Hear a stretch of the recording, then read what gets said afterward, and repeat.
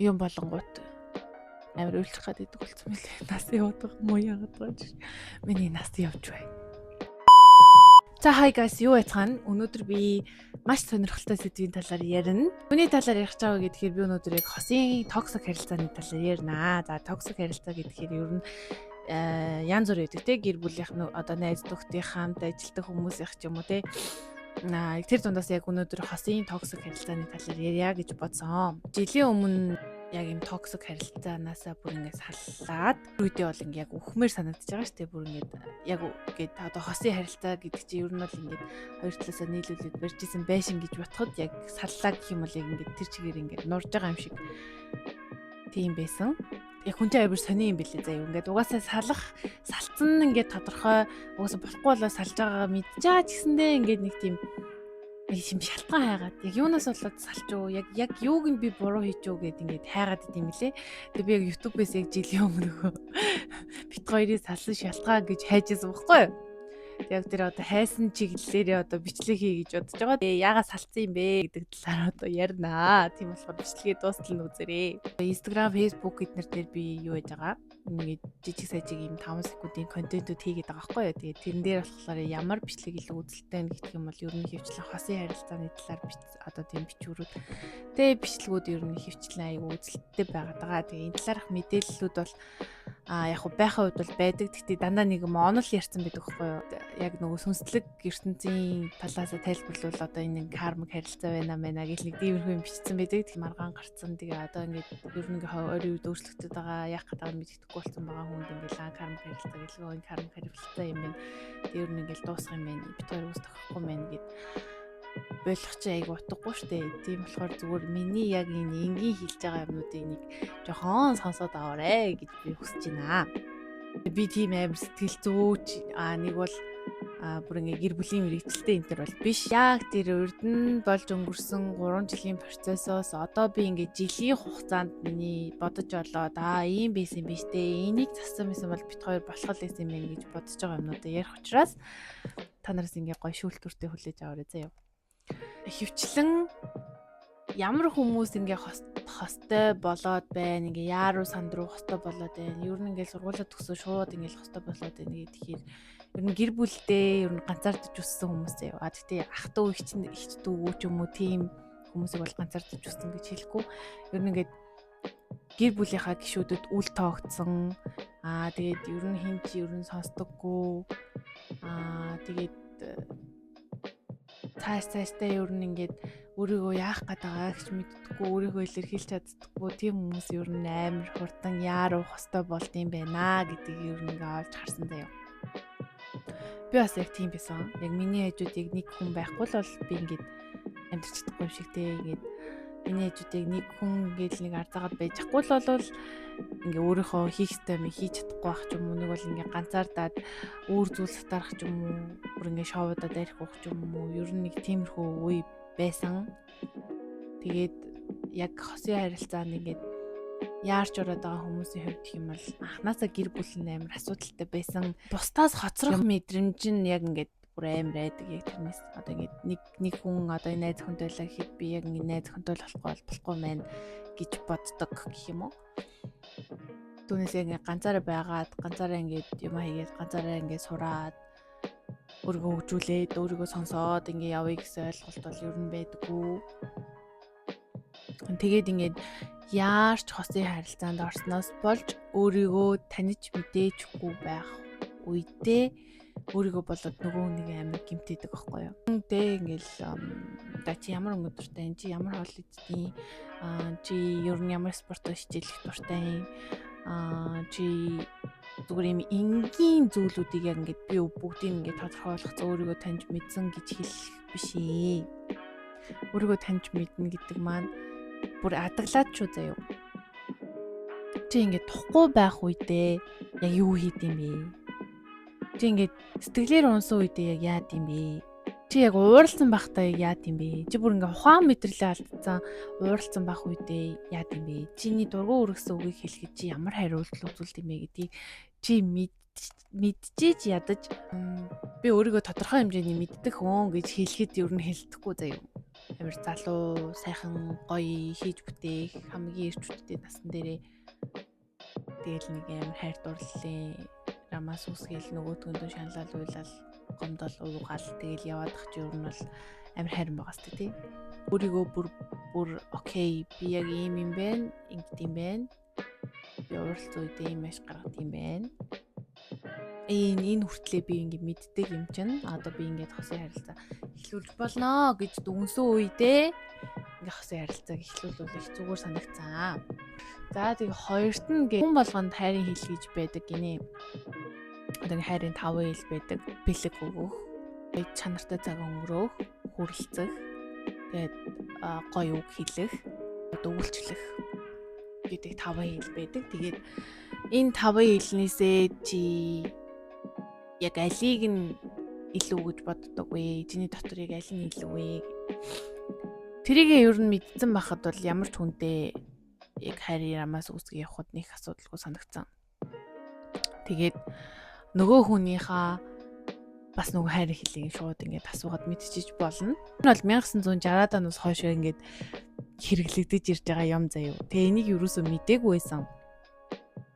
Тэг ингээд би өөрийнхөө хайр хэлийг юу юм болоо гэд бодоод исэн чинь миний хувьд болохоор ингээд надад бэлэг авах бүр амар гой санагддаг байхгүй. Тэр нь их эмэгтэй хүмүүс тийм юм шиг байлээ. Тэгээ бэлэг аваад заяа. Тэгээ дараад нь болохоор би магтуулах амар дуртай. Тэгээ гурав дахьт нь надад одоо үйлчлэх надад ингээ хоол хийж өгөх юм уу тэр зүйлээс амар их хайр мэдэрдэг. Тэгээ дөрөвт нь болохоор хүрлцэх. Тэгээ тавт нь болохоор ер нь бол чанартай цаг. Ингээд надад ингээ хайртай бит хоёр цуг байх нь тодорхой байгаа цагт бол заавалчгүй нэг цуг байгаад шаардлага бол байхгүй гэж боддог байхгүй юу би. Манай хууч X гэж бодоод үзэхээр яг цуг байх гэж амар хичээдэг байсан. Тэгээ ингээд тэгээ ингээд чи надад анхаарал тавихгүй байна, чи надад зав гарахгүй байна гэхээр надад тэр нэг чухал биш болохоор бит хоёрын дунд ингээ маргаа үсч эхэлдэг. Тэгэхээр би нөгөө хүнийхээ хайрын хэлийг бас мэдчихээж ер нь бол өгчээж буцаж авах гэдэг байгаа байхгүй юу? Тийм байсан. Тийм болохоор энэ 5 хайрын хэлийг өөрийнхоогоо ч гэсэн нэг тодорхой болгочих. Тэгээд нөгөө хүнийхээ ч гэсэн нэг тодорхой болгочих. Тэгэх юм бол бас ингээ гоё явна заяа. За тэгээ гуравт нь яах өгчиг гэл нэг амандаа орсноо хэлээл ерөөсө салъя гэж бодоогүй сална чамаас сална мална гээл тэгэж хэлдгээ ер нь эмэгтэй хүмүүс болох хэрэгтэй юм билээ. Би бол бүр амар их тэгэж хэлдэг гэсэн. Би бүр хэрүүл болгон дээр тэгэж хэлдэг гэсэн. Тэгээ үнэхээр яг дотроосоо бол салахыг хүсэхгүй байгаа л да. Амар хайртай. Тэгээ салахыг хүсэхгүй байгаа гэсэндээ салъя гэж тэгвэл ягаад ч юм амнаас гарчдаг зэ. Тэгэж хэлээд ахаарч угаасаа нөгөө эрэгтэй хүнд нь бол нэг таатай байхгүй. Магадгүй тэр эрэгтэй хүний хувьд би бүх зүйл нь байсан байж болно шүү дээ. Тэгээ тэр бүх зүйлээсээ салъя залилд өгөөч ээ. Ер нь ингээд чамаас ингээд залхаад байна гэдэг үгийг сонсох юм бол яг би ингээ амнаасаа гаргаж байгаа ч гэсэндээ нөгөө хүн яг ямар амар болж тусчихсан бол гэдгийг ингээ бодож үзэж байгаа байхгүй. Би өөрөө бас нэлээд токсик хүн байгаад байгаа. Гэр бүлийн хүмүүжил бас амар чухал. Бид нэр ер нь хөвчлэн эмээ өвөө ээж аваагаа харж өсдөг тий. Тэгээ ингээ ээж аав эмээ өвөө харж өсгөд мэдээж тэр хүмүүс чи хоорондоо маргалтна маргаантай байна. Тэгээ маргаантай байхыг нь харцсан заяа. Яаж маргалддгийг бол хүн болго амар сайн мэдэн заяа. Одоо ингээд уурлуулахаар тэгж хэлдэг юм байна. Тэгж өөрийнхөө одоо ингээд уурлж байгаагаа илэрхийлдэг юм байна гэд ер нь ингээд айгуу сайн мэддэг. Тэгсэн хэрнээ бид нэр эсэргээрээ яаж эвлэрдгээ мэддэг байхгүй юу? Хизээж одоо ингээд ээж аав хоёр яг нүдэн дээр ингээд би бинээс уучлалтгүйгаад за яста уучлаарай. Миний тэгж хэлсэн маань чам тэгж санагдсан юм байна. Намайг уучлаарай. Би тэгж энэ үгийг хэлэхгүй. Тэгээд чиний саяны хэлсэн үг чинь намайг ингэж их өвтөглөө. Тэгээд би ингэж өвдсөн болохоор чамд ингэж хариу үйлдэл өгсөн. Тэгээд тэр маань болохоор надад одоо чамайг өст ингэ давхар өвтөгчлөө. Тэгээ үнэхээр буруу юм хийсэн байна. Хоёлоо буруу үг хэлсэн байна. Хоёлоо буруу үгний сонголт хийсэн байна. Гэт яг ингэ бидний нүдэн дээр бүр ингэ эвлэрч үзүүлж байгаагүй заяа. Амар ингээл хажууд хэрэлдснээ зүгээр ингээ хоорондоо очроо олоод ингээ явцдаг. Тэгээ ингээ айстан гайгүй болоод ирэнгүүт яг биднэрт нөгөө нэг яг яаж хүнтэй хэрэлдчихэд дараад нь одоо ингээ буцаад эвлэрдгийг ерөөсөө зааж өгөөгүй болохоор ер нь бол хэрвээ маргалцсан, алдаа гаргасан одоо ямар нэгэн асуудал гарсны дараа шийдэл нь ерөөсөө байхгүй. Тэгээ байхгүй. Би ч ер нь хүнтэй хэрэлдэж л сурсан хүн юм байна. Түүнээс би яг ингээд уучлалахгүйгээд ингээд миний буруу байсан гэд хэлж сураагүй байна. Тийм болохоор ингээд нөгөө хүндээ ингээд амар хэцүү.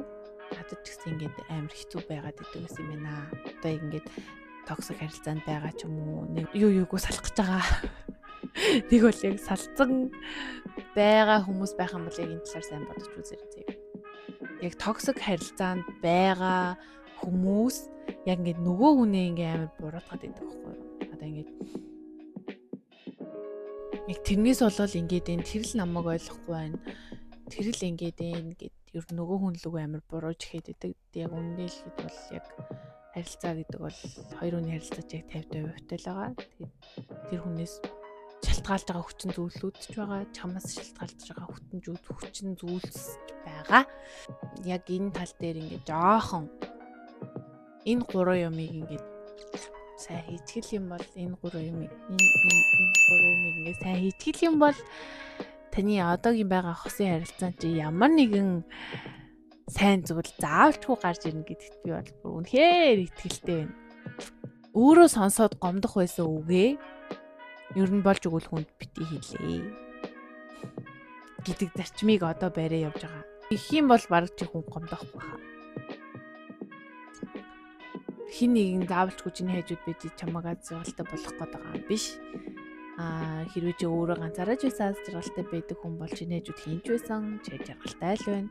Би чи ганцаараа ч байсан жаргалтай байж чаддгүй хүн байх юм бол чиний хажууд ямар ч гоё хүн байгаад ямар ч гоё юу гэдэг нь царайлаг, нуруулаг, баян тансаг хүн байгаад жаргалтай байж чадахгүй. Энэгтэй эрэгтэй эмэгтэй хүмүүс айл айланд нь шүү. Тийм болохоор юу гэж хэлэх гээд байна вэ гэхээр эхлээд өөрийгөө сайн мэдээ. Тэгээ дараад нь хүүхэд насны одоо тэр ер нь л тэгэл яг явцын дунд ингээ бүх юм яг ингээ өөрийгөө таньж мэдхтэй, өөрийгөө ойлгохдоо өнгөрснөө ухаж гаргаж ирж байгаад өөрийнхөө одоо тэр юу гэдэг янз бүрийн сэтгэлийн эмчилж ийж цаашаагаа ер нь явахгүй болвол яг нэг төвшөнд гацаад тэгээ яг тэр төвшөнд байгаа хүмүүс л ер нь чам дээр ирнэ гэсэн үг. Тийм болохоор сайн өөрийгөө хөгжүүлээрэй, сайн өөрийгөө мэддэг болоорой, өөрийгөө бүр агсан төвшөнд сонсоод ойлгодог болоорой гэж хэлээ та. Тэгээ намайг YouTube-ээр үзээрэй, намайг дэмжээрэй.